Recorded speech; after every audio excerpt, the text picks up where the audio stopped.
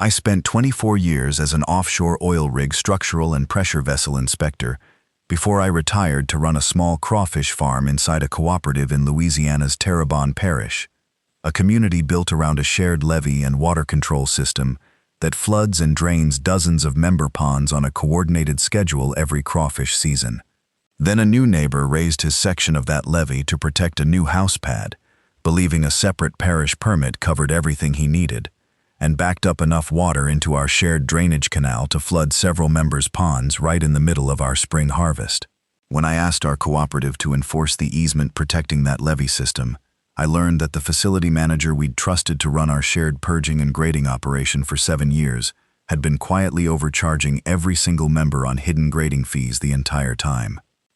By the time the state finished its investigation, the flooded ponds were the smallest thing he'd been taking.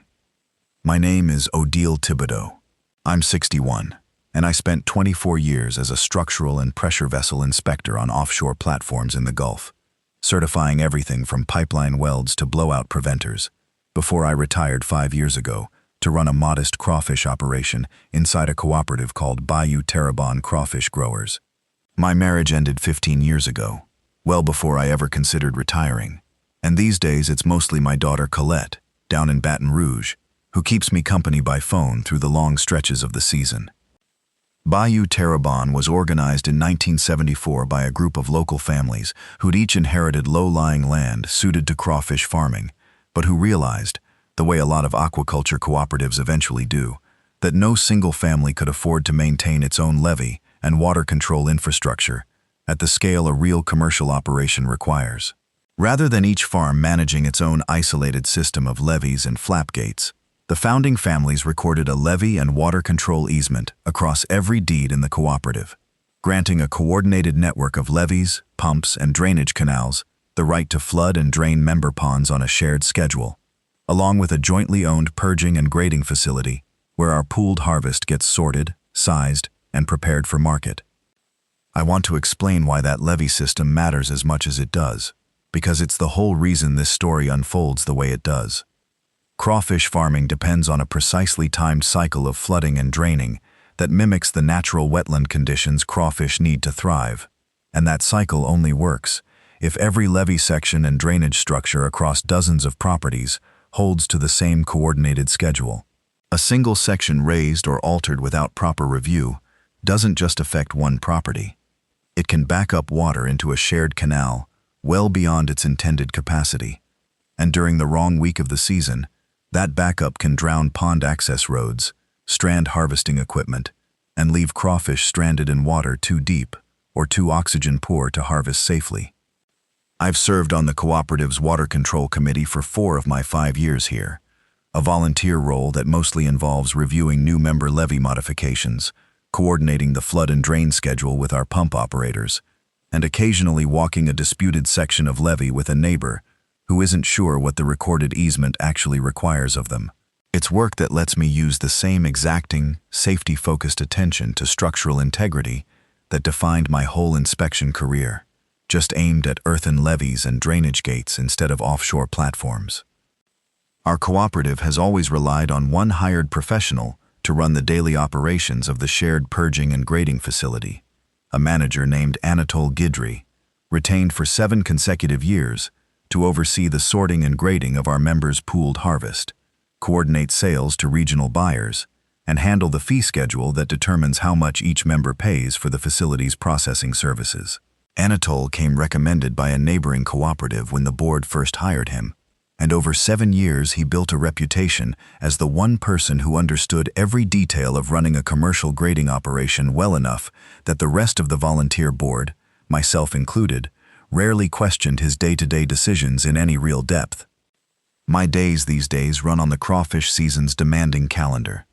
Winter means checking levees and pump stations before the season's first flood up. Spring means the intense harvest stretch, running traps at dawn before the day's heat sets in, hauling the catch to our shared facility for grading and sale. Summer and fall are quieter, mostly levee maintenance and the water control committee's slower work. It's a rhythm that took some real adjustment after 24 years of an offshore rotation schedule, but it's become the thing I genuinely look forward to now. even during the hardest, muddiest weeks of a spring harvest. Bayou Terrebonne has changed some since the founding families first organized it, the way any 50-year-old cooperative eventually does. A handful of founding families are still here, people who remember maintaining their levees by hand before the cooperative ever pooled its water control infrastructure. But a growing share of newer members came specifically for the shared grading facility and pooled sales arrangement, rather than any real involvement in the cooperative's governance. Members who understand Bayou Terrebonne exists, but don't always understand why the levee easement and the facility's fee structure matter as much as they do. I don't hold that against anyone. You don't need to understand levee engineering to love farming crawfish in South Louisiana. But it does mean fewer and fewer members each year could actually explain the cooperative's water control and fee obligations from memory, myself and a shrinking handful of others aside. My own operation runs almost entirely on my own labor these days, with a couple of seasonal hands I bring on for the heaviest weeks of harvest, working a modest pond acreage across my own allotted share of the cooperative's water control system. I sell nearly everything I catch through the cooperative's shared purging and grading facility, the kind of small operation that survives less on any single farm's volume than on the reputation the whole cooperative has built with regional buyers over 5 decades.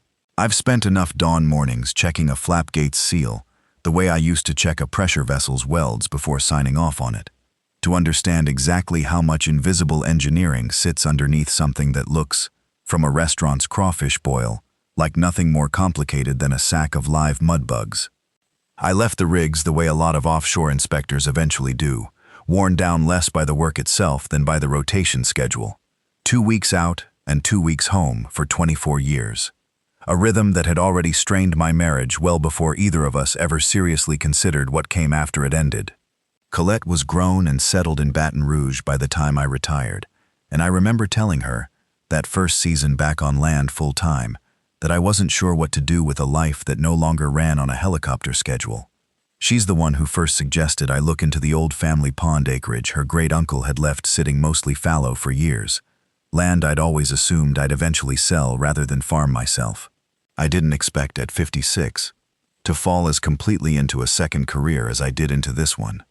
But there's something about a crawfish pond's slow, seasonal rhythm that suits a woman who spent 24 years certifying equipment that could kill somebody if she got it wrong. Nobody dies from a poorly graded sack of crawfish. It turned out to be exactly the kind of lower-stakes precision I didn't know I still wanted. I still remember, 5 years ago, sitting through my first water control committee meeting and watching Anatole walk the room through that season's grading throughput and fee schedule with the easy, practiced fluency of a man who'd clearly done this many times before, citing per-pound rates and buyer commitments with a confidence the rest of us simply took at face value. I remember thinking, at the time, how fortunate we were to have a manager this competent, handling something this operationally complex. It didn't occur to me until years later, with my own professional background in exactly this kind of careful verification, to wonder whether that same fluency might, eventually, become exactly the kind of cover a real problem could hide behind. The property just upstream from our main drainage canal, a modest homestead that had sat quiet for a couple of years after its previous owner passed, sold 2 years ago to a man named Emile Fontenot, a contractor from Houma, who told the neighbors who welcomed him that he planned to build a new house pad on the property, elevated well above the flood line for safety, since he'd bought the place specifically for the peace of mind that came with building on genuinely high ground out here. Before starting construction, Emile applied for and received a parish drainage and levee modification permit, a standard step for any elevated construction in low-lying Terrebonne Parish, and he assumed, reasonably enough on its face, that this parish-level approval was the only clearance his project required. It wasn't until the spring harvest arrived and our pump operators noticed several downstream ponds holding water levels well above what the flood schedule called for, that anyone traced the problem back to Emile's raised levee section. His elevated pad had required raising the adjacent levee segment higher than its original height, and that modification, however sensible for protecting his own house, was redirecting overflow into our shared drainage canal faster than the canal's capacity could handle, during a week when several member ponds were already at their scheduled harvest-ready water level. I drove over to his place that same week, mostly out of the same instinct that had made me flag 100 structural modifications that looked reasonable in isolation, but created problems once you accounted for the whole connected system. "I don't think we've properly met," I said. "I'm Odile, from the Water Control Committee. I have to ask about your levee modification. It's backing up water into our shared drainage canal, and we've got several ponds flooding above their scheduled harvest level." Emile looked genuinely surprised by the question, which I took, in that first conversation, as a reasonably good sign. "I went through the parish's full levee permitting process before I touched anything," he said. "I assumed that covered whatever review your cooperative might have needed too, since the parish inspector who signed off on it never mentioned anything about a separate easement requirement. There's a recorded cooperative easement that governs how the whole shared system operates, separate from whatever the parish requires for an individual levee modification," I told him. "It's not something the parish permit process would necessarily know to flag. Would you mind if I asked our own coordinator how this modification was reviewed on our end?" "Please do," Emile said, with the genuine concern of a man realizing his own careful diligence might not have covered every angle it needed to. "I built this pad specifically to do everything the right way. I had no idea there was a separate cooperative process I should have gone through as well. I want to explain why I didn't simply treat the parish's levee permit as sufficient and let the matter end there, since a neighbor or two suggested exactly that once word got around. The parish's drainage and levee permitting process protects against certain general engineering and flood risk concerns, but it has no visibility at all into our cooperative's own coordinated flood and drain schedule, a system that depends on every levee section behaving in a very specific, mutually understood way that a general parish permit was never designed to evaluate. A parish sign-off confirming Emile's levee modification met ordinary engineering standards would have told me nothing at all about whether it had been coordinated with the rest of our system's precise water control schedule. I pulled our recorded easement from the cooperative's own files that same week, along with the original 1974 levee system survey the founding families had commissioned before ever organizing the cooperative, documents I'd reviewed more than once in my 4 years on the Water Control Committee. The easement was exactly as specific as I remembered. Any modification to a levee section along the shared drainage system required a formal committee review, specifically evaluating its effect on the coordinated flood and drain schedule, a review that Emile's modification, as far as I could find in our own meeting minutes, had never actually received. I called our cooperative's facility coordinator, a relatively recent hire named Camille Arsenault, directly that same afternoon. "I understand Emile's levee modification never came before the committee," I said. "I need to understand how that happened, since our bylaws require exactly this kind of review for any change to the shared system." He showed me his parish permit, and I assumed that meant everything was already properly reviewed, Camille said, sounding genuinely rattled. "Nobody explained to me that our own easement requires a separate review, specifically focused on the flood and drain schedule, distinct from whatever the parish itself requires. I thought a parish sign-off was the whole process." That answer, much like an honest gap I might have found reviewing a new inspector's first few certifications, sounded like a genuine misunderstanding about overlapping regulatory processes, rather than anything more troubling, and I took it at exactly that value from the start. The real question in front of me wasn't whether Camille had acted in bad faith. She plainly hadn't. But how much harvest damage the flooding had actually caused, and how to make sure a jurisdictional mix-up like this one couldn't cause the same kind of damage again. I walked the affected drainage canal the following week with our contracted hydrology consultant, mapping exactly how much harvest had been lost across the flooded ponds. The same close, methodical documentation I used to build an inspection file before ever flagging a structural deficiency. The loss came to a significant share of that spring's expected harvest across several affected member farms, a figure large enough that, in my old professional life, would have triggered an immediate formal review of how the underlying system failure had actually happened. I brought the loss figures to the full Water Control Committee at our next scheduled meeting, laying out the numbers against our recorded easement.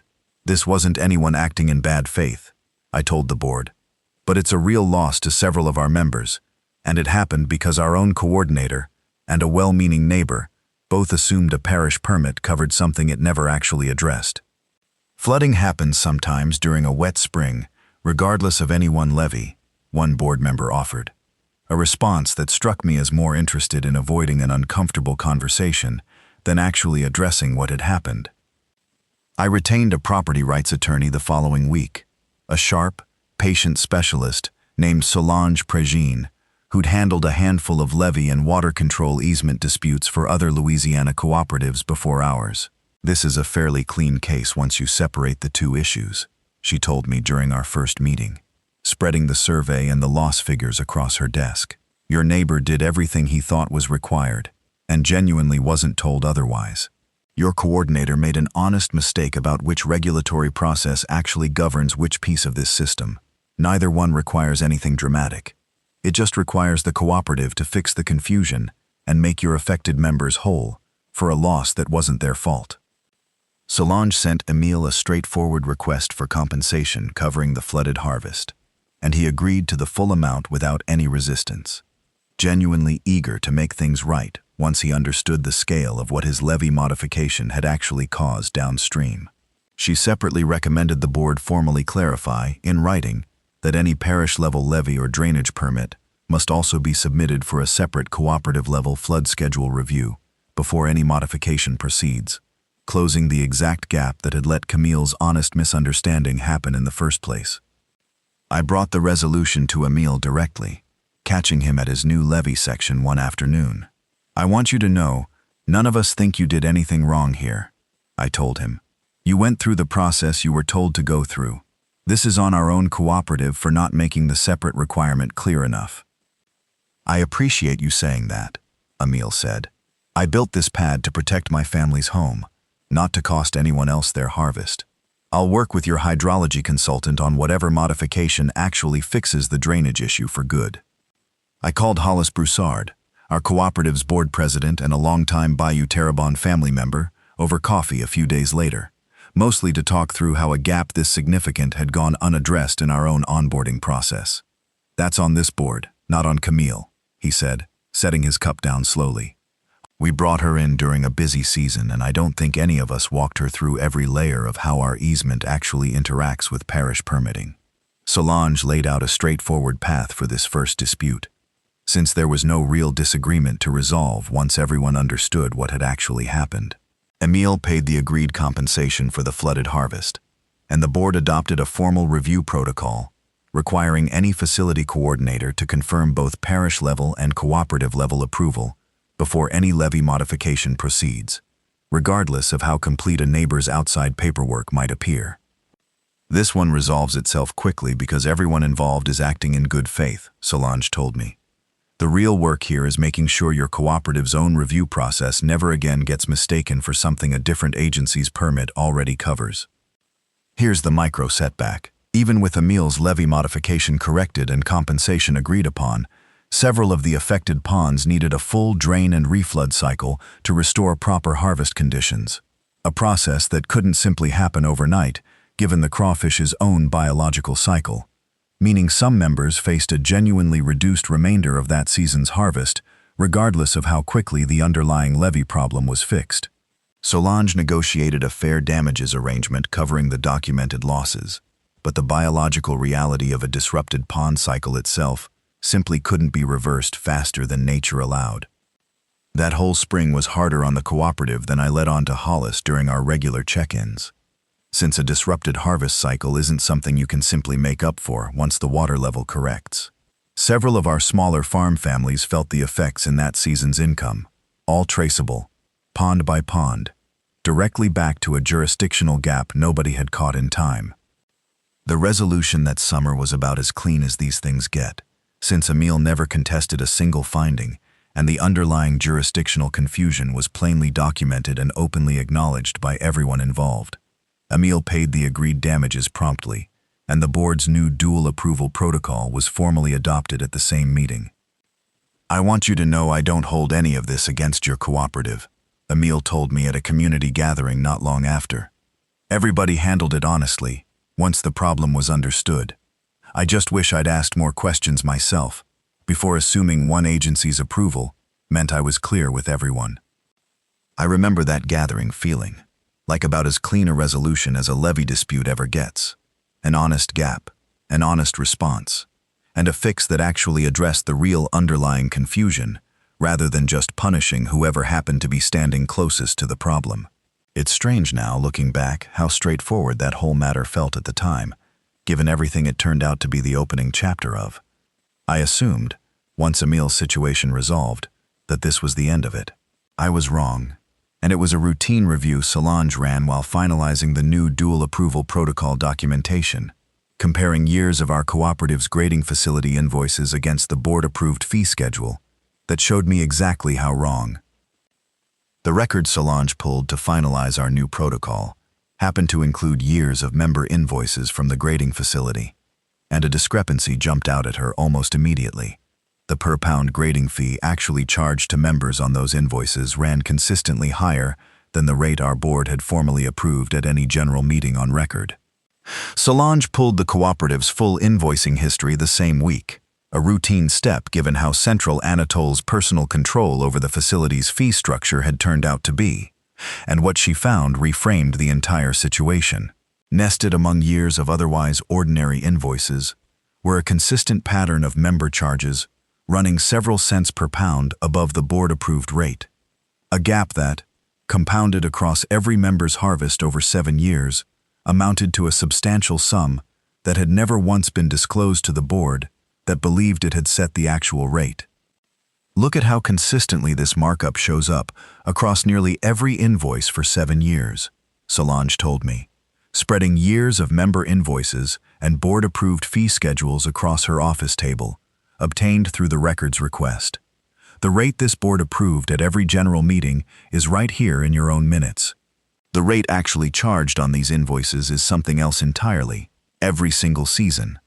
I pulled Anatole's own personal financial records that same week, obtained through the civil discovery process Solange initiated, out of the same instinct that had once sent me tracking down an unreported pressure discrepancy by cross-referencing a rig's official logs against its actual sensor data. The records confirmed that Anatole had been depositing the markup difference into a personal account, separate from the cooperative's own finances, a pattern stretching back the full 7 years of his tenure. I drove over to Emil's place that same week, mostly to let him know what Solange had found, since our earlier jurisdictional mix-up now looked almost quaint next to what our own facility manager had apparently been doing with far more calculation. I had no idea any of this was going on, he told me. Anatole just seemed like the guy who had the whole grading operation handled. Everyone always said he'd been running that facility successfully for years. That detail, a 7-year facility manager's reputation for competence, apparently substituting, for years, for any actual outside verification of what fee was really being charged against what the board had actually approved, turned out to matter more than either of us understood standing at his levee that afternoon. Anatole Guidry had served as Bayou Terrebonne's facility manager for 7 consecutive years, a tenure built on a reputation, earned early, and never seriously questioned since. As the one professional whose command of the grading operations economics, the rest of us simply didn't feel qualified to second-guess. Nobody in 7 years of seasonal committee meetings had ever needed to ask what happened when the manager entrusted with fairly charging every member for a shared service started quietly charging all of them more than the board had ever approved. I want to answer plainly why Anatole believed he could run this pattern across 7 years without anyone noticing. The honest answer is that a cooperative's fee schedule, for all the formality of a board vote approving it, ultimately depends on whoever actually generates the invoices charging exactly that approved rate. And Bayou Terrebonne, like a lot of small cooperatives that outsource this kind of specialized operational work, had simply never had a reason to independently compare invoiced rates against approved rates before Solange's unrelated records review happened to catch the gap. Solange discovered, through the records request and Anatole's own financial records, that the markup had generated proceeds totaling just over $140,000 across 7 years, deposited into a personal account that never once appeared in any cooperative financial statement any of us had reviewed and approved at a general meeting. I spent an evening that week going back through years of my own water control committee notes and the cooperative's general meeting minutes, comparing them against the actual invoices members had received, the same close, patient cross-referencing I used to do matching a rig's certified equipment ratings against its actual operating pressures during an inspection. More than once, I found a season where our own meeting minutes clearly recorded the board approving one specific per-pound rate, while the invoices members actually received for that exact same season showed a meaningfully higher figure, the gap remarkably consistent season to season, in a way that no honest billing error could explain. I called a former colleague from my offshore inspection days, a retired industrial fraud examiner named Ursuline Como, who now consults on cooperative and small business fraud cases across South Louisiana, mostly to ask whether the kind of scheme Solange had found was something she'd ever encountered elsewhere. "I've seen individual vendors overcharge a single client here and there," she told me over the phone, "but I've never personally seen someone maintain a consistent, undisclosed markup against an entire membership for 7 straight years. It's a genuinely brazen scheme, precisely because it exploits exactly the kind of specialized trust these arrangements depend on." Hearing that a pattern this specific still struck a career fraud examiner as unusual was, in its own way, more unsettling than if it had simply been common. I want to note here something that took me a while to fully process myself. Our own bylaws had always given any water control committee member, really any member of the board, the authority to request a full reconciliation of member invoices against the board's own approved fee schedule at any time. A right almost nobody on the board had ever exercised in the cooperative's history, myself included, simply because Anatole's fee schedule summaries were fluent enough, on their face, that asking to see the actual invoices felt almost like an accusation rather than routine diligence. I think about that reluctance more than almost anything else from this whole ordeal.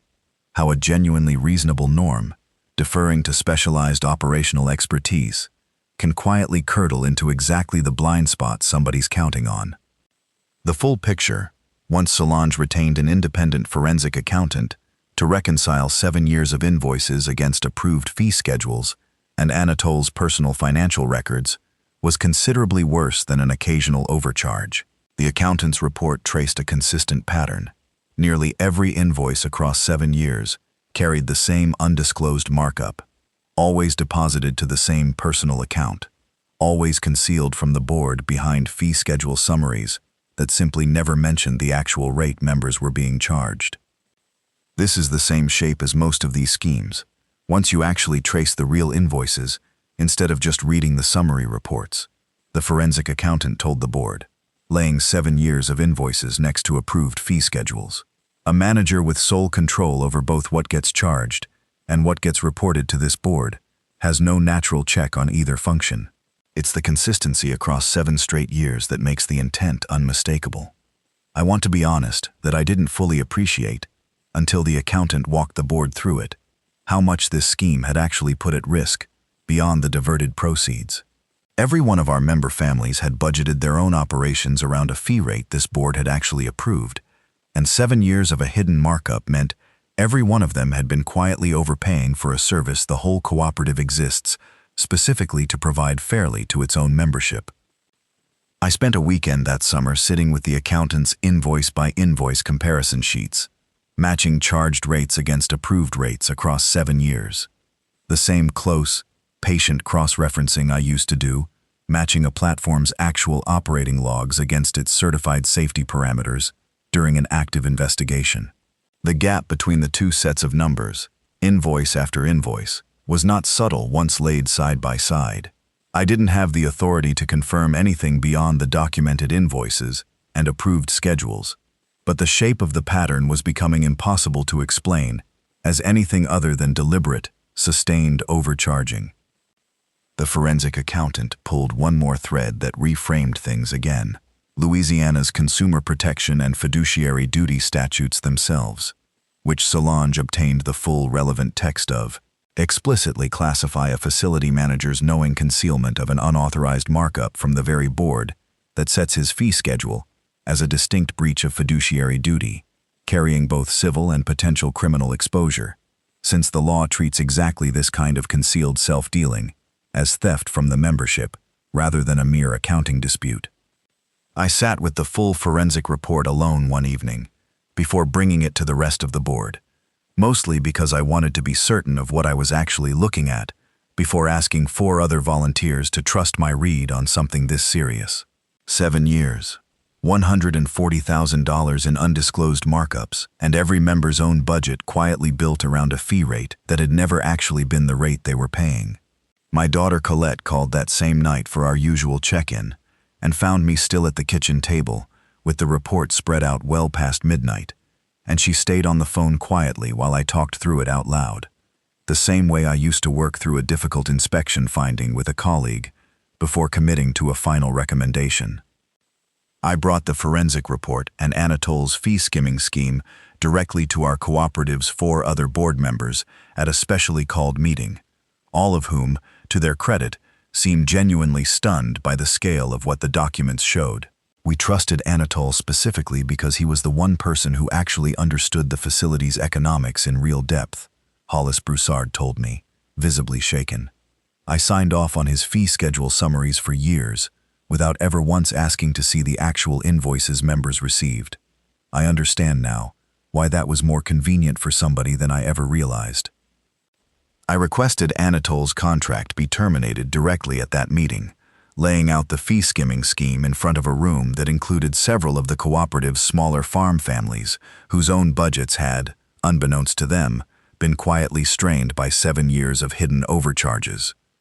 Every fee I've ever charged reflected my honest professional judgment about the facility's operating costs, Anatol said, when the board invited him to respond. I don't believe there's any actual fraud here. Grading costs can fluctuate, and I handled the pricing appropriately, given the facility's real expenses. This board approved a specific rate at every general meeting, and you charged every single member something higher than that rate for 7 straight years, depositing the difference into your own personal account, Hollis said. That's not appropriate pricing discretion. That's a theft you built quietly inside a professional retainer the rest of us trusted you to fill honestly.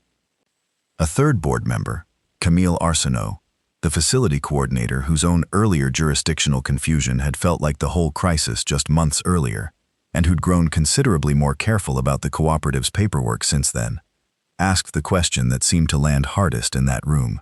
Anatol, did you personally set every one of these markups yourself? Or did anyone else at the facility ever question why the invoices didn't match what this board actually approved? Anatol's answer was a long pause, followed by an admission that he had, in fact, personally set and collected every markup himself across all 7 years, a detail that undercut whatever thin defense he might otherwise have offered about a staff member acting without his direction. Solange laid out 3 paths forward, all running through channels considerably more serious than our earlier jurisdictional dispute with Emile. First, the Louisiana Department of Agriculture and Forestry itself needed formal notice of the fee-skimming scheme, since the state maintains oversight of exactly this kind of cooperative fee structure integrity for agricultural marketing associations. Second, Louisiana law treats a fiduciary's knowing concealment of an unauthorized markup as a distinct form of theft, a remedy considerably more serious than an ordinary billing dispute, since the state treats concealed self-dealing by someone entrusted with a membership's finances as theft rather than a mere pricing disagreement. Third, the cooperative deserved a straightforward civil path to recover the proceeds Anatol had personally diverted. I'd pursue all 3 simultaneously, Solange told the board. The state notice protects a fee structure integrity every member of this cooperative depends on. The criminal referral treats this as the theft it actually is, rather than a mere billing dispute. And the disgorgement suit gives the cooperative a clean path to recover whatever Anatol personally diverted. We filed formal notice with the Louisiana Department of Agriculture and Forestry that autumn, attaching the forensic accountant's full report and 7 years of reconciled invoices and approved fee schedules.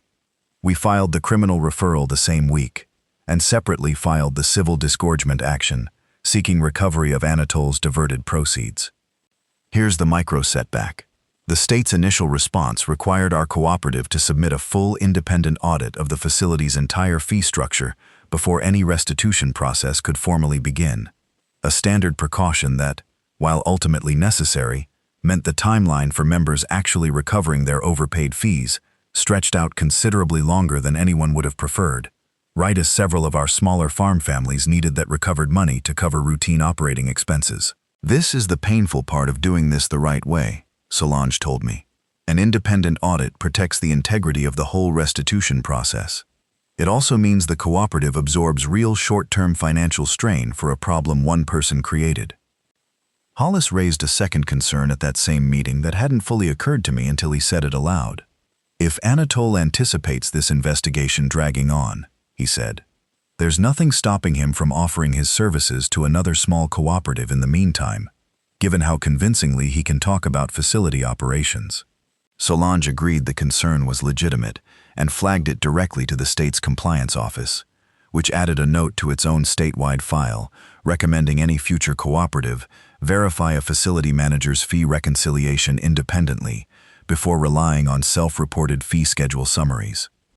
That autumn stretched longer than I'd hoped, largely because both the state's independent audit and the criminal referral moved at the deliberate pace these processes generally do, and more than one evening found me at my kitchen table with Solange's case binder, wondering whether our members would ever actually see their overpaid fees returned before anyone finished sorting out what had actually happened.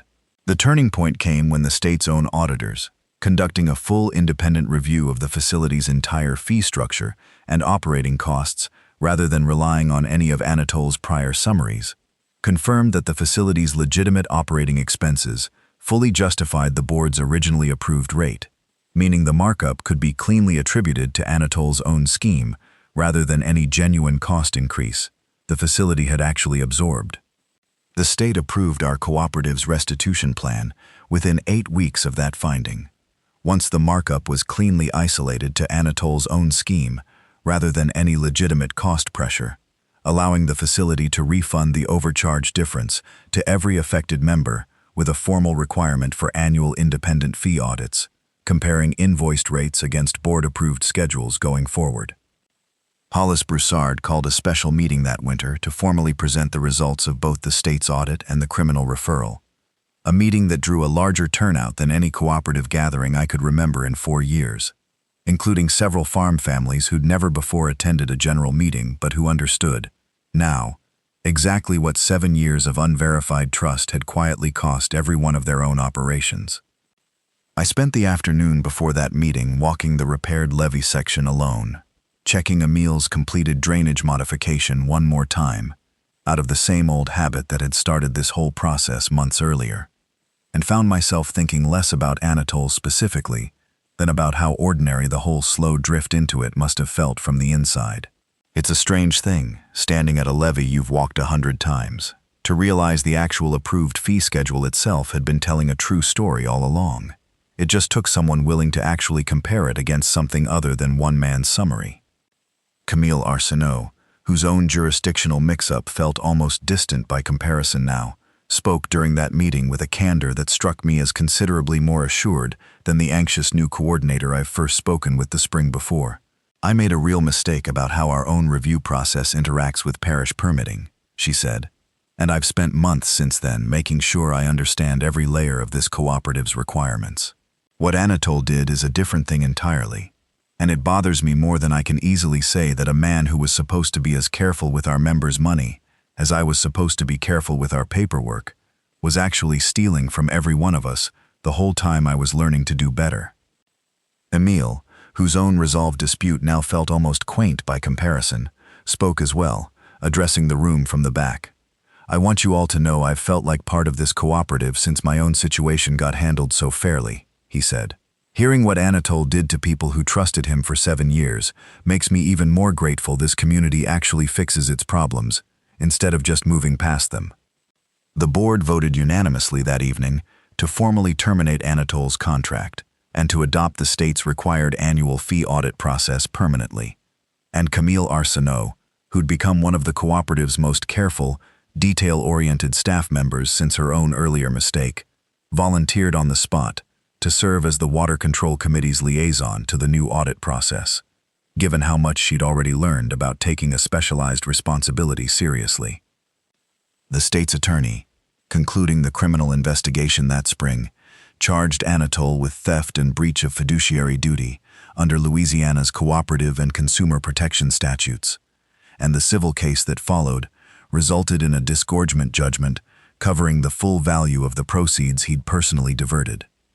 Anatole pleaded guilty to the state charge that summer, rather than face a full trial on the complete scope of the case, accepting a sentence that included the disgorgement judgment, a term of probation, and a permanent bar from serving as a facility manager or fee administrator for any agricultural cooperative in the state again. The restitution order, once finalized, required Anatol to repay the diverted proceeds on a structured schedule, with a portion of each payment directed specifically toward funding an independent fee audit assistance program the state now offers to small agricultural cooperatives. Something Solange told me was an unusually thoughtful addition to a restitution order of this kind. Most restitution just goes back to the cooperative, and nobody outside your community ever hears about it again, she said.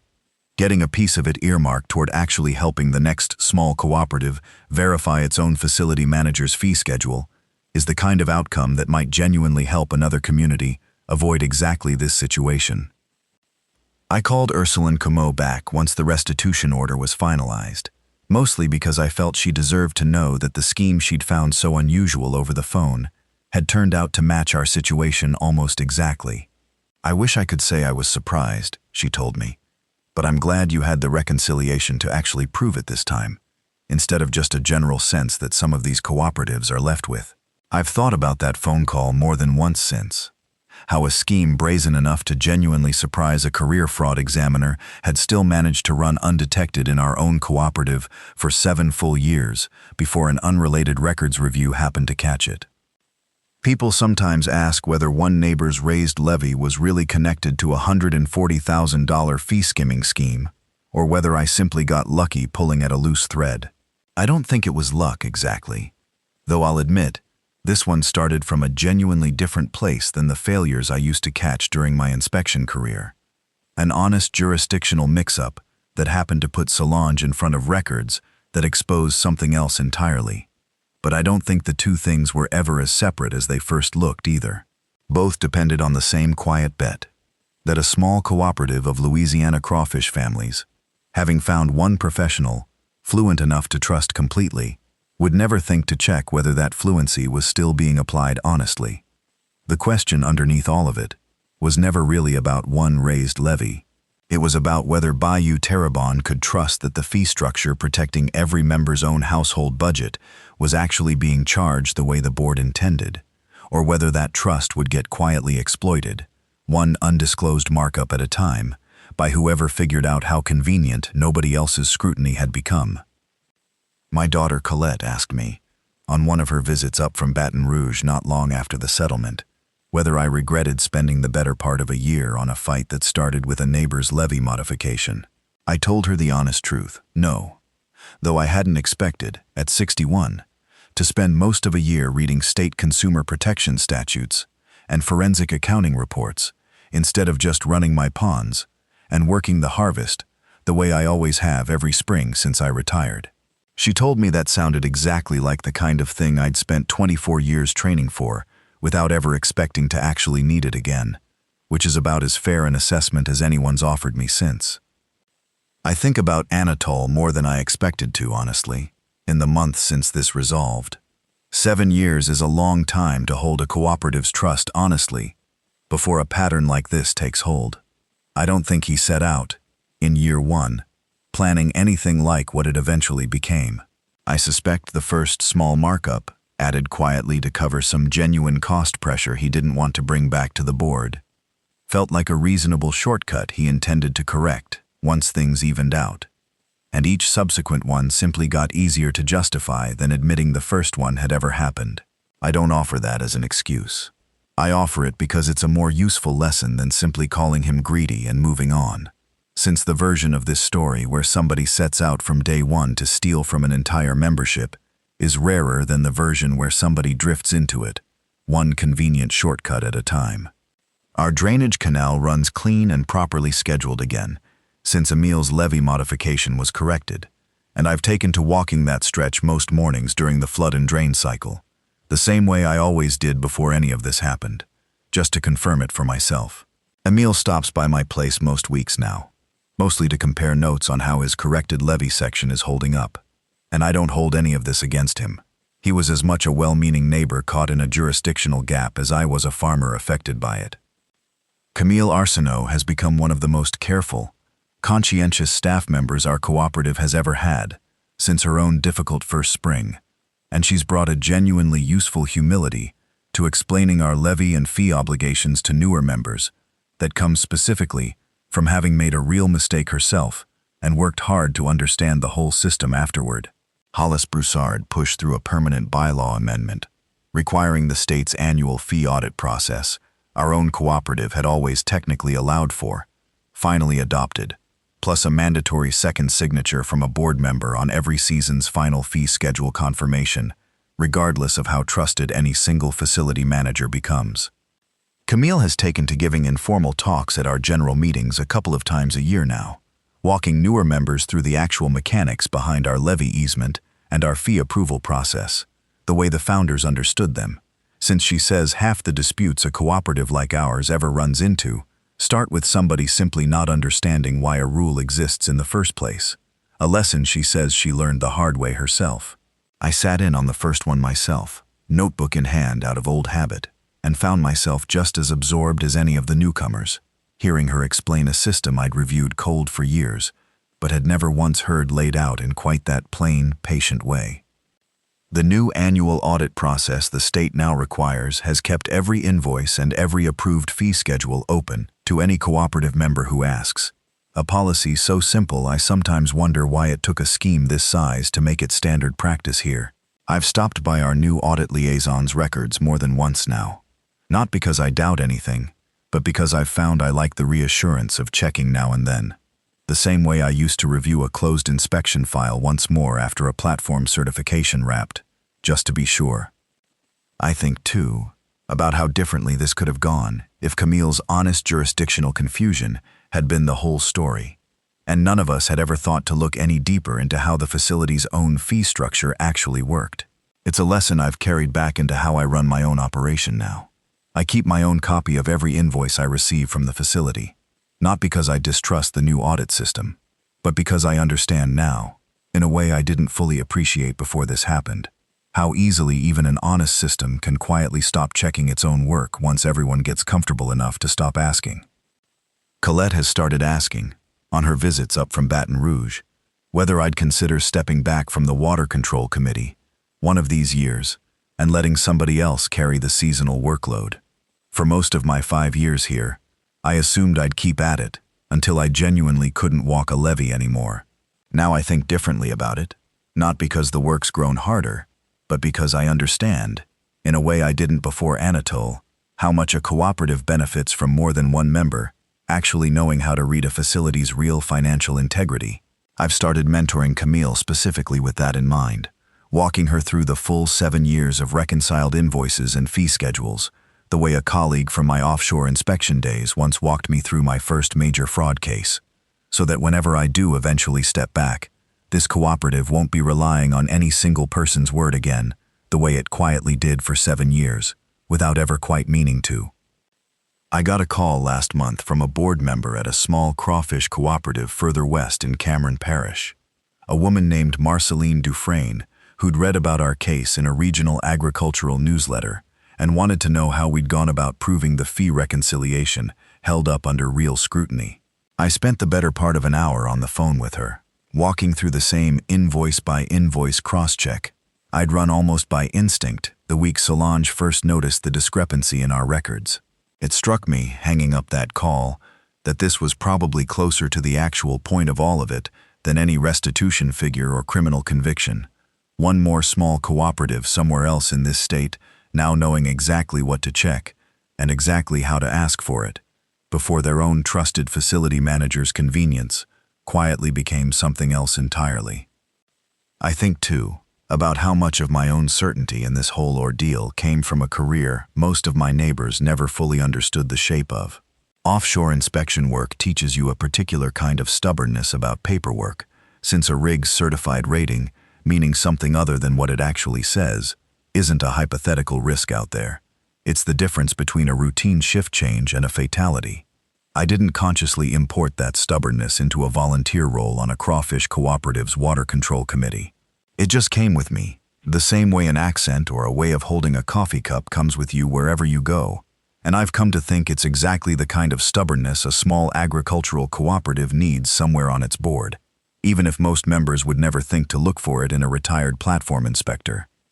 The parish itself took an interest in our case once the levee and fee-skimming findings became public, and a drainage district administrator reached out to ask whether Bayou Terrebonne would be willing to share how we'd untangled the overlapping permit confusion that had let Emil's modification slip through in the first place.